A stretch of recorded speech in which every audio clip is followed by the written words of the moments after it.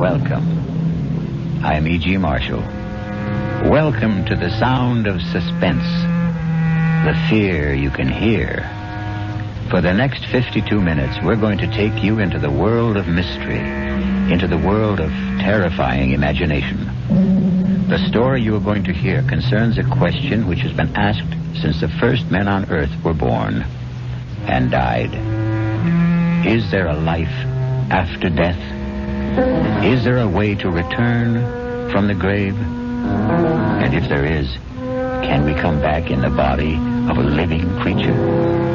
Even one that has claws instead of fingernails?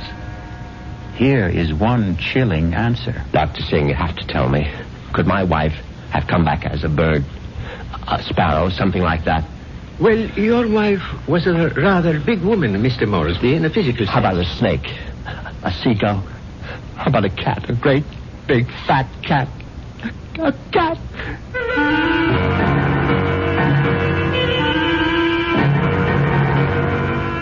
Our mystery drama, The Return of the Moresbys, was written especially for the Radio Mystery Theater by Henry Slessor and stars Patrick O'Neill. I'll be back shortly with Act One. Now, back to Mystery Theater. There's always news and more on 74 KCBS.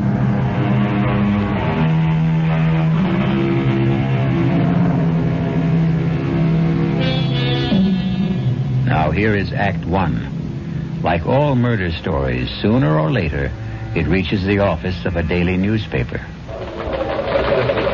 You wanted to see me, Chief? You bet I want to see you, Prouty. Come in and shut that door. I bet I know what it's about. That story I filed on Richard Moresby, right? I got a flash for you, Prouty. This is a newspaper office, not a fiction magazine. You take this story of yours and see if you can sell it to Weirdo Digest or something. But get it off my desk. Now, wait a while, Max. I know it's offbeat, but I thought I handled it with a kind of a light touch. Stories about murder can't be handled with a light touch, not on this paper. But it's accurate. I mean, this is exactly what the guy Moresby told me, just before he died. Well, he must have been out of his head.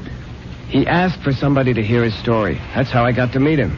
I was at the hospital covering that subway accident. Now, that story made sense to me. Nothing but nice, clear facts. But this nonsense... Please, let me tell you about this guy. Maybe you'll change your mind. All right, what about him? Well, for one thing, he was a real distinguished-looking guy. The only thing peculiar about him was his eyes. His eyes? Yeah. They were the palest blue eyes I ever saw in a man. They weren't really blue at all. They're like silver. Big deal. So he had silver eyes. And when he started to tell me about himself, well, I just had to hear the whole story, Chief. Yes, I was born in London, but my family moved to the States when I was young. They didn't improve much on the climate when they did. We lived in Vermont. I don't think I was ever warm enough until the age of 24 when I moved to Southern California. I lived on beaches. A superb swimmer, a superior surfboarder, and a terrible bum. It was on the beach at Malibu that I met the woman who was to become my wife. Her name was Una. She was as pale as a gardenia with bones. Una had more bones than any other woman I've ever met.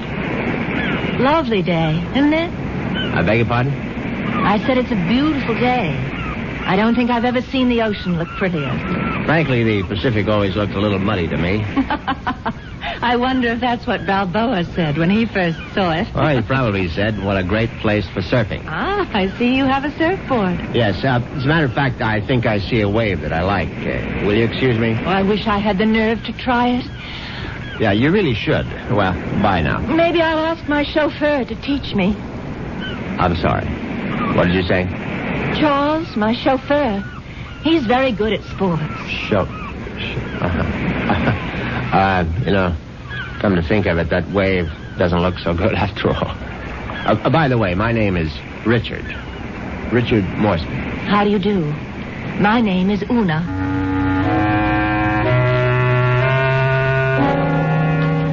Una Vandermeyer. That was her name. As soon as I realized that she was from the Vandermeyer family, she didn't seem half as bony as she did before. In fact, not only did I become accustomed to Una's appearance, I was even able to tolerate her inane conversation. Can't you just feel the mystery of the stars, Richard?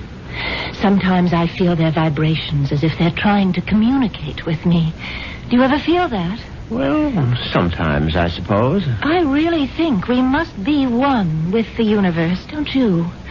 I really believe there's just one great universal soul, and we're all part of it. Don't you think so, too? Yes, of course. Right on, as they say.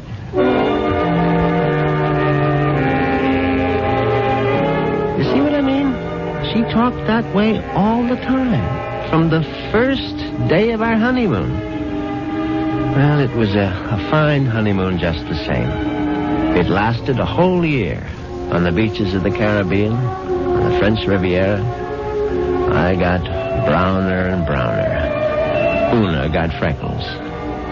Finally, we returned to our home in Los Angeles and settled down to a quiet, comfortable marriage.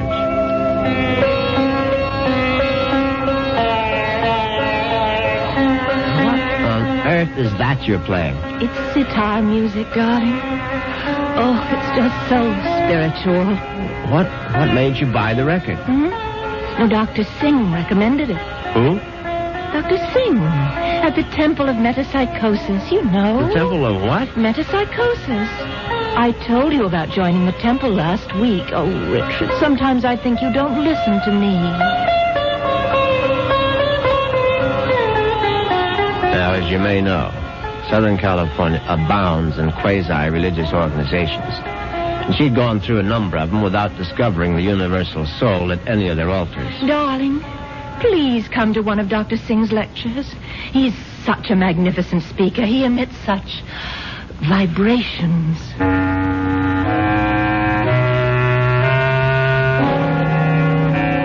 And I went. You see what an obliging husband I was? And actually, it turned out to be more interesting than I thought.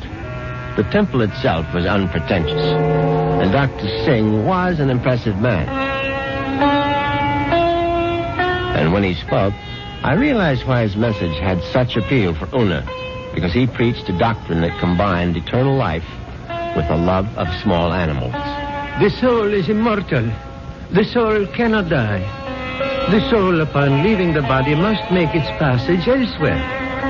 There is a science called eschatology, which deals with the last four things: death, judgment, heaven, and hell. It is the most ancient of all sciences, and from its wisdom has come the inescapable certainty of the transmigration of souls. Yeah, I know it's a bit weird, but stay with it. And where does the soul go? According to the wise men of all generations past, the soul departs from the mouth of the dying. It is consequently a small thing. A bird, a snake, a mouse, a dove, or a hawk, a dog, a cat, an insect. For these small creations of God are empty vessels placed upon earth for only one purpose: to house the departing souls of humanity, so that they need not wander forever in a trackless eternity. Yeah, it's pure rot, of course. But that's what the man said, and Una sat there and believed every single word. Oh, wasn't he marvelous, Richard? Isn't it wonderful that the soul never dies? That we can all come back as little animals? I'm not sure I want to come back as an animal. But you'd still be you, Richard. Oh, don't you see? Mm-hmm. Well, by the way, what was that envelope you handed Dr. Singh after the meeting? The envelope? Oh, that was my donation, of course.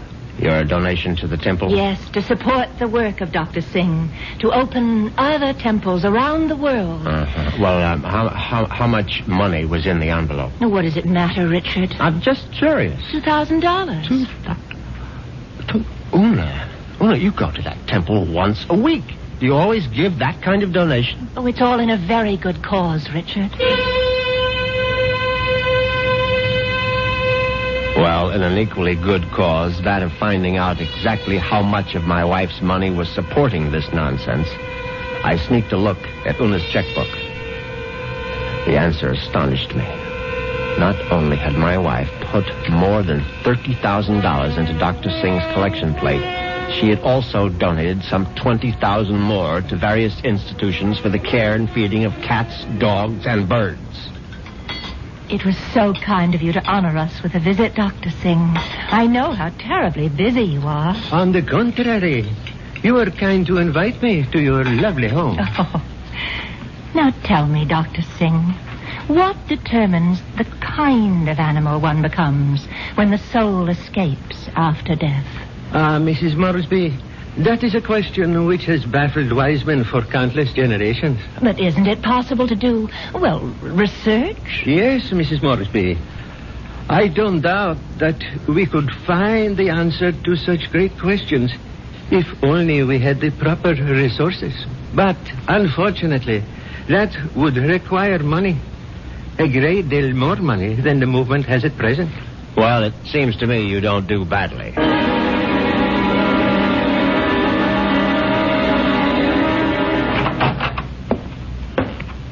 Well, there you are. Hello, Richard. Where have you been all morning? Right here, in my little sewing room. Don't tell me you were sewing. Oh, don't be silly. Actually, I've been composing something. A letter? Oh, something more important than that. Richard, do you realize that I have no last will and testament? Well, why should you? Healthy young chicken like you. I can't call myself young anymore, Richard. You'll always be young to me, darling. Oh, that's very sweet. But just the same, it's only practical to have a will. Would you read it over, Richard, and see if it sounds legal enough? Certainly.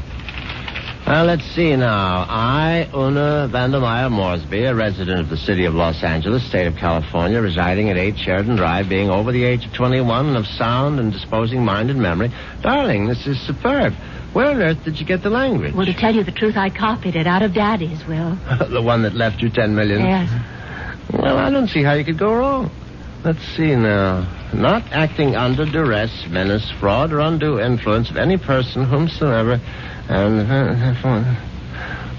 good Lord, Una. What is it? What?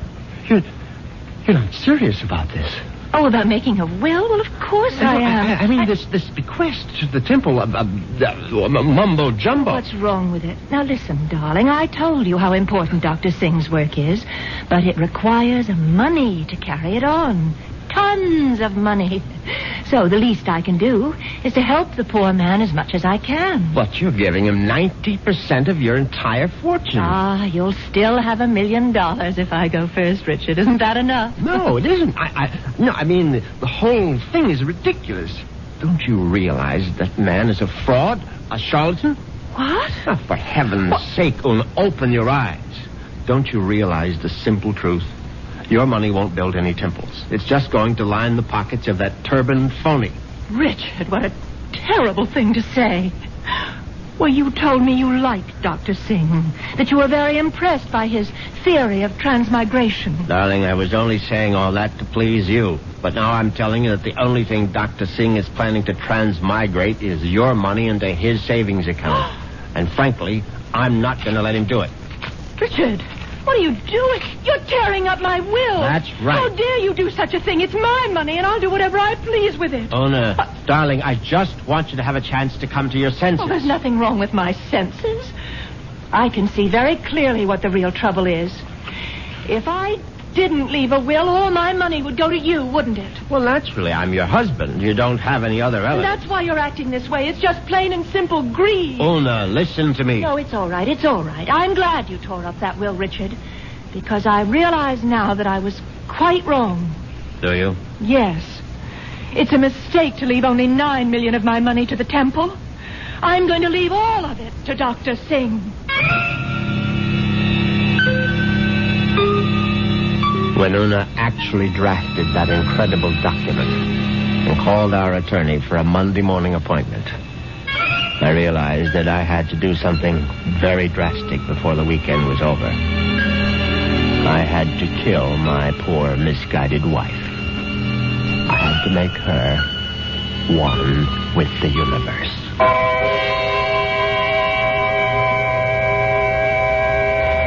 It's obvious that Mr. Moresby is going to be a very reluctant murderer. The question is, Will his reluctance get in the way of his efficiency? We'll get the details when we return shortly with Act 2. Mystery Theater on News 74, KCBS.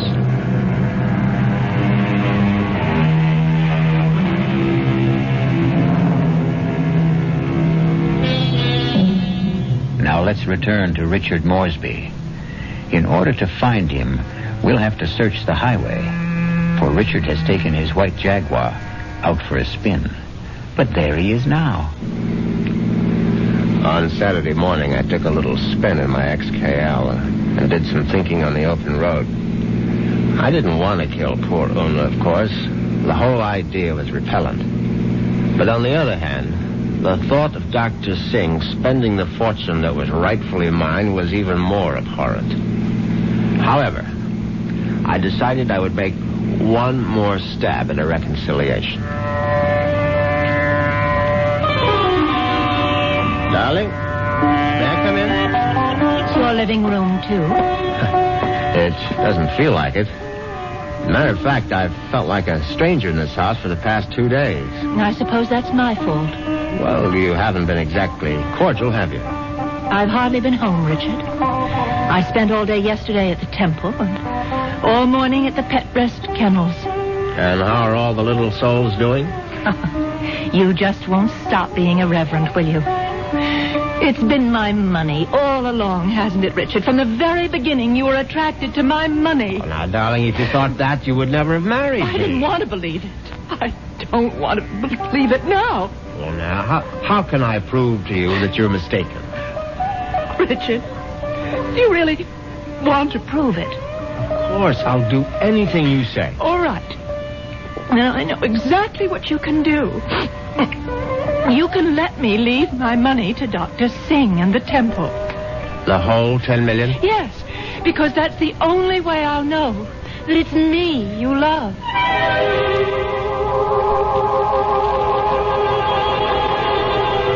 Well, you can't say I didn't try. But Una's decision now left me with absolutely no alternative. I was still deeply unhappy about the necessity of taking her life. However, fate was kind to me that very afternoon. Now you're sure that you want me to continue reading, Richard? Of course, darling. Well, I'm sort of embarrassed about this part. It's a paper that I wrote myself. Something you wrote? Yeah, I wrote it this morning. I was going to show it to Dr. Singh. It's it's a sort of a poem. It's called Death. Snappy title. Hope I can read my own handwriting. Death has become nothing to me. Death holds no fear for me. Come, death, I welcome you. Lead me to the woods, the waters, the air above the earth. Come, take me, death. Your touch is kind. Richard? Oh, Richard, why do you look like that? Is it really that terrible? Oh, terrible. Oh, no, my darling, it's beautiful. Do you mean it? You must give it to me, Una. I must have it. You like it that much? Yes, I certainly do. Well, I'll type it up for you, Richard. No, I must have the original. Now, just the way you wrote it. Oh, darling, I'm so flattered. What will you do with it? Oh, I'm going to put it in a frame, of course. And I know just where I'm going to hang it.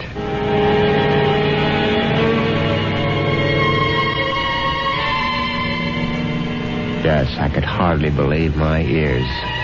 Una had written her own suicide note in her own handwriting. It was truly karma at work. Now there was no question of failure, and no longer any need for delay. Oh, what a lovely idea this was, Richard. Candlelight dinner for two. Yes, I thought you'd enjoy it. So sweet of you to handle the whole menu with Cook. You spoil me shamefully.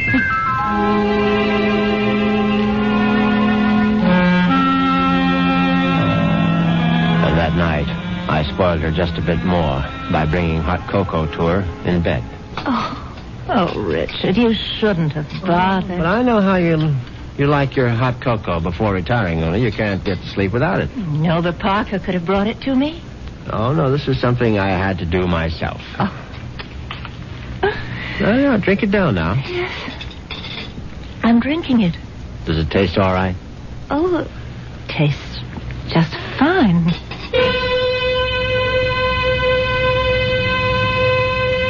Now, that was very good news, because I'd prepared the hot cocoa myself, and I had no idea whether 25 melted sleeping pills would seriously affect the flavor. Finally, Una was all tucked in for the night. I went into my study, picked up the poem she had written for Dr. Singh, and brought it to the bedroom. I placed it carefully on the night table beside her. Then I bent over my sleeping darling to see if she was getting along all right. She was very, very quiet. And then a dreadful thing happened. Una opened her eyes. Richard. Oh, Richard. Hush, darling. Now go back to sleep. Richard, I'm sick. No, my love. No, you're only sleepy. Cocoa tasted so strange. I didn't want to upset you, Richard, but I'm sick. No, you'll feel much better in the morning, Una. I promise you. Tomorrow morning, you'll be one with the universe. Richard, that paper. What paper, darling? It's my poem. My poem for Dr. Singh. What's it doing there? I was just reading it over, darling, that's all. And that bottle, my sleeping pills. Oh, it's empty. The bottle is empty. Oh, Richard. What have you done? Nothing, darling, nothing. Now, just go to sleep. Cocoa. You put sleeping pills in it. All of them. Don't try to get up, Una, please. Now, don't. Trying to kill me. You're trying to murder me. Now, for heaven's sake, Una, now stop saying things like that. Do you want the servants to hear? Help somebody. Help. Now, come on, lie down. Lie down, Una, for heaven's sake. Come on, now, lie down. Lie down. There. That's better. You won't get away with it. You won't get away with it, Richard. I promise you. Anything you say, darling. I'll come back, Richard. You know I'll be back. Yes, of course. Just welcome death, Una. The way you wrote in your little poem. I'll be back. I swear it. Oh.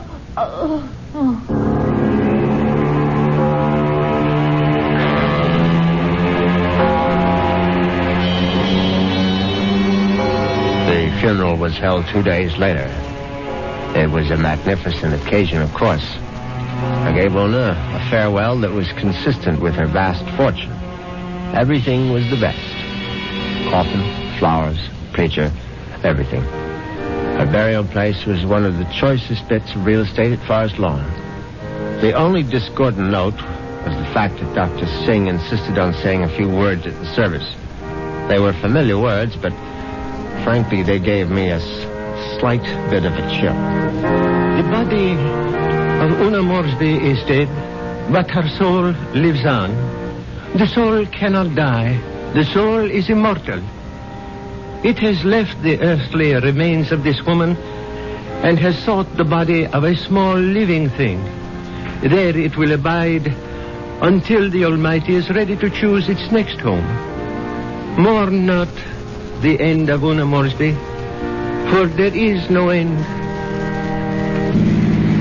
I couldn't help congratulating myself on how well everything had gone. When I called for medical attention the night of Una's death, the physician was only too ready to declare her a suicide. The police had to be informed, naturally, and they, too, agreed with the doctor's verdict. Una had died by her own hand, and she had died without a will. There was simply no question that the matter would be probated in my favor. Suddenly I realized I was not only rich, but a rich widower. What vistas opened for me? What the devil? Look out, you stupid mongrel! Dog, trying to get run over. I admit I was shaken up by it. It was sort of a coincidence, you know? Right after the funeral and all that.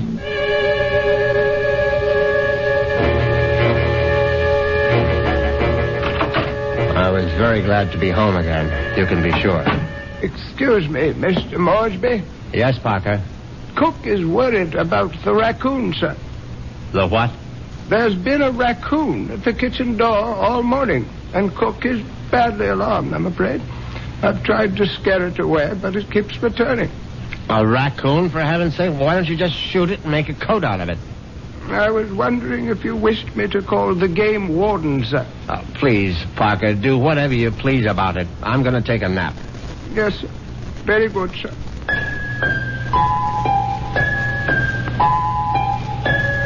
I went upstairs at once, undressed, and got into bed. It was a warm day, and yet I found myself cold. I got out the electric blanket and soon felt very cozy indeed. In fact, I felt so much better that I made a phone call.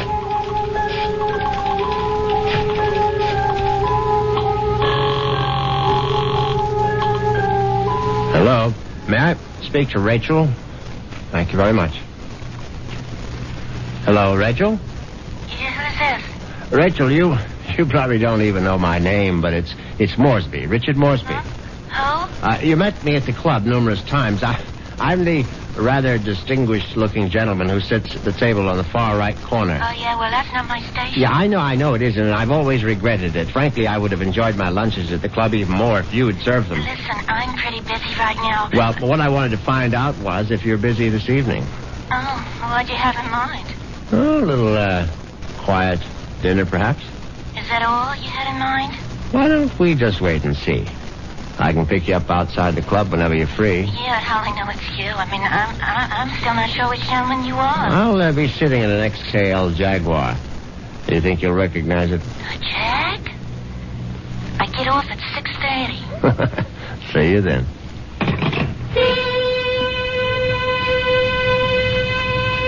Yes, I was feeling very good now. Very good indeed.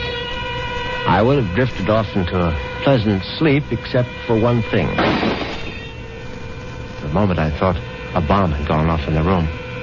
Then I realized it was nothing more than a bird.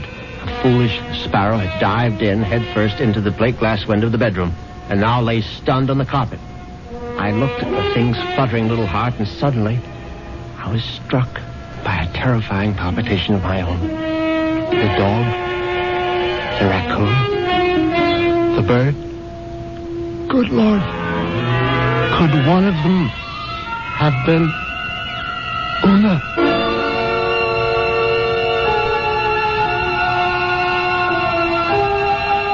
Has Una Moresby returned from the grave? Nonsense.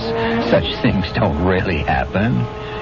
But perhaps we should reserve judgment until I return shortly with Act 3.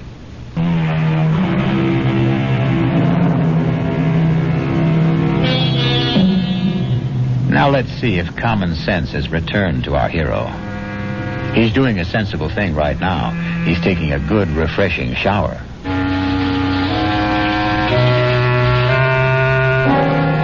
By the time evening came, I was feeling better.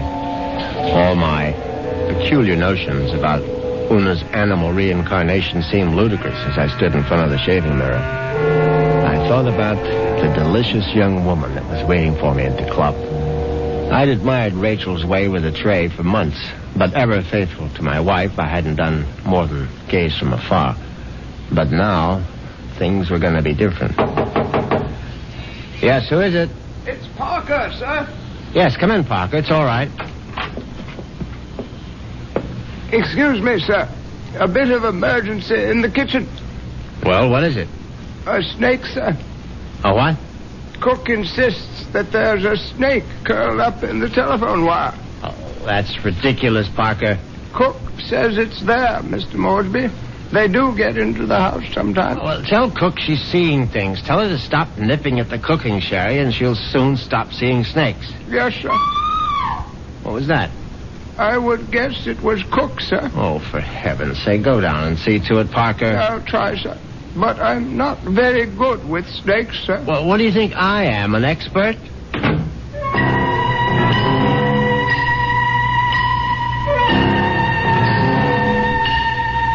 But that wasn't the end of it. 10 minutes later, Parker was back upstairs saying that the snake had left the kitchen and run into the living room. No, I suppose snakes don't run, they slither. It slithered into the living room and was now embracing still another telephone wire, obviously mistaking it for a long-lost love. But then, another unsettling thought came into my mind. What if the snake... No, that was ridiculous. Hello? Hi. Is this Mr. Moresby? Yes, who's this? Rachel, from the club. Oh, yes, Rachel, what is it? Listen, could you make it 6 instead of 6:30? I'll try to sneak out a little early. Yes, fine, I'll be there as soon as I can. In the Jaguar, right? Yes, in the Jaguar. Listen, the reason I want to leave earlier is because my husband always picks me up at 6:30. What was that? So I asked one of the girls I work with to tell him I got another job someplace. He won't care. He likes me to earn extra money. Yes, I see. So, just to make the story look good, I guess you'll have to lend me a few dollars after our date. Yes, of course. And listen, I really do remember you, sugar. You're the handsome one with a cute bald head. See you soon.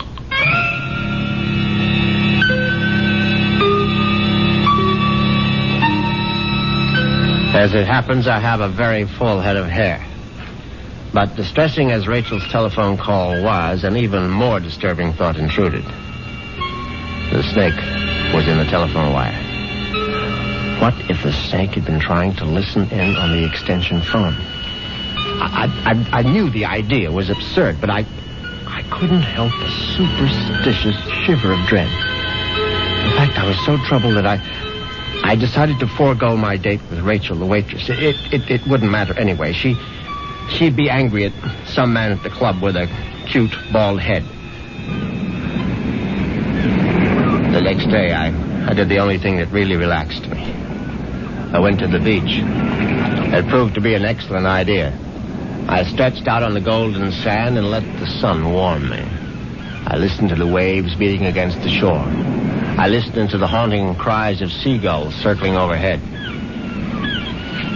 Suddenly I was aware that the gulls which had been hovering over the water were now hovering over me.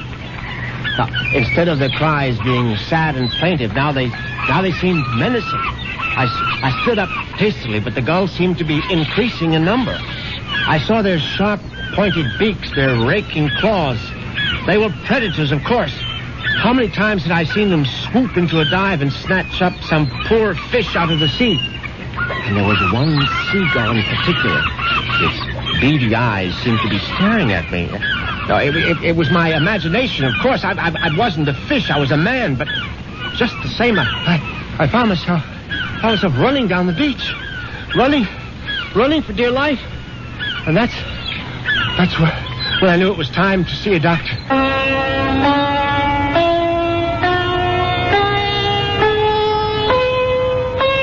Yes, Mr. Moresby.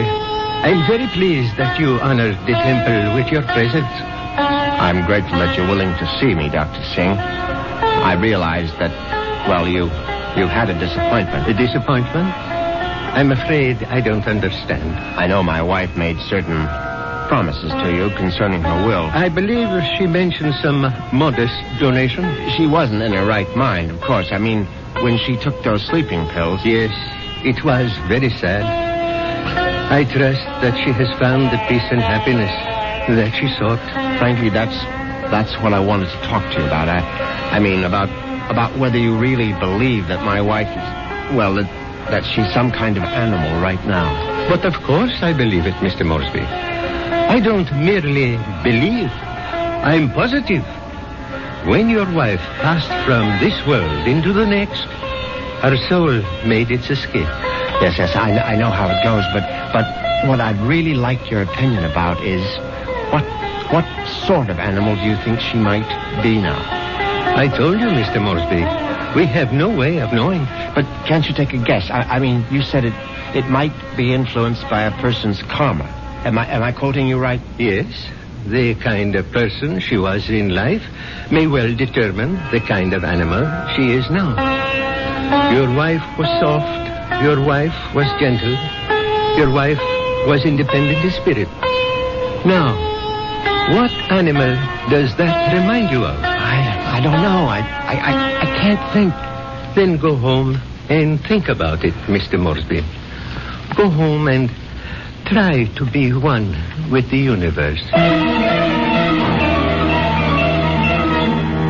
I went home, and I tried to be one with the universe. And when that didn't work, I tried being one with a bottle of scotch. I was still in the library, asleep in the big leather chair, when I heard the noise in the cellar.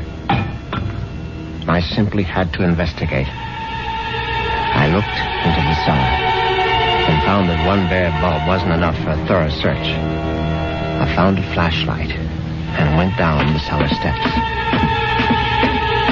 At first there was nothing I could see. But then, there's an empty oil can. Swiftly, my flashlight picked out the culprit. At first, I thought it would turn out to be a mouse, but instead, it was a large, white cat. I don't like cats. I never have. Skulking, cynical creatures. When the beam of my flashlight hit it, the cat froze. I saw it was an alley cat. Its fur shaggy, its eyes baleful in the light. It was fat, and yet it was bony, too. I said scat, but it didn't scat. Instead, it started to walk toward me. And I knew for certain what Dr. Singh had meant. I knew for certain I was looking at the reincarnation of my wife. As soon as that hideous apparition howled at me, I made a cowardly dash for the cellar door. Once I was on the other side, I remembered the hunting rifle that Una had given me for Christmas. It stood unused in an upstairs closet. I found it. I loaded it and brought it back to the cellar. I hadn't fired a rifle since boyhood. I stood on the top of the stairs with my flashlight, picked out the ghostly white form of the cat. I put down the light, raised the weapon, and squeezed the trigger. The report was deafening, but the recoil was worse. My precarious balance on the top step was lost. I fell to the bottom.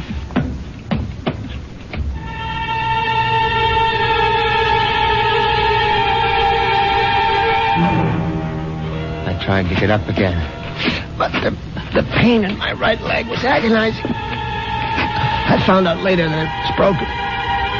But the cat was still alive. And it was regarding me at eye level now.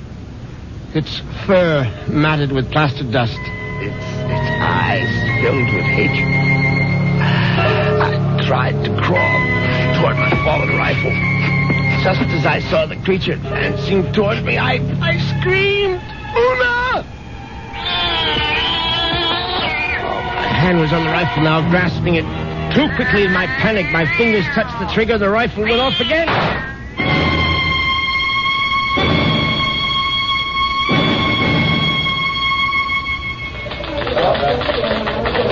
Well, that's how Moresby ended up in the hospital, Chief, with a broken leg and a bullet in his hip. And then he died. But I think he was telling the truth. You could see it in his eyes. His silver eyes, right? Yeah, his silver eyes. And you really believe that the guy's wife came back as a cat to get her revenge? What does it matter? It's still a good story. Sorry, Prouty, I can't okay it. Well, what if I got more details? What if I talked to this Dr. Singh? If I went to the Moresby cellar and found that cat? And what would you do then? Ask her if she's Mrs. Moresby? I still think it's worth a try, Chief. I'll tell you what, Prouty. What are you doing for lunch? I hadn't thought about it. Well, think about buying my lunch. You? There's a pretty good restaurant right around the corner where the Moresbys lived. Now we can get a bite there and then check out that cellar.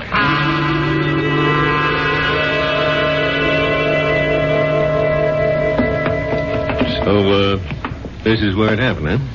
Moresby fell from these steps when he fired that rifle. Hey, you can still see the plaster dust where the bullet hit. Yeah, I see it. But I don't see any white cat. It might be hiding someplace. Or it might be a figment of his imagination. Maybe so. Hold it. Did you hear something? No. Listen. There it is. Look. It's a cat, all right. And it looks like it just found its supper. Oh, that mouse is still alive. Yeah, but not for long. Look at it squirm. He's eating it. Yep. And there goes your mouse. Oh, my God. What's the matter, Prouty? Never see a cat eat a mouse before? Chief, did you see that mouse? Sure I saw it. But didn't you notice something? Like what? Its eyes. Chief, did you ever see a mouse with eyes like that? They were so pale blue, they were almost silver.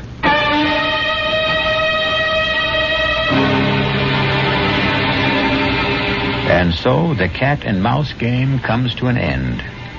But according to Dr. Singh, there is no end. Perhaps Richard Moresby will have his turn next in another afterlife. I'll be back in a few moments.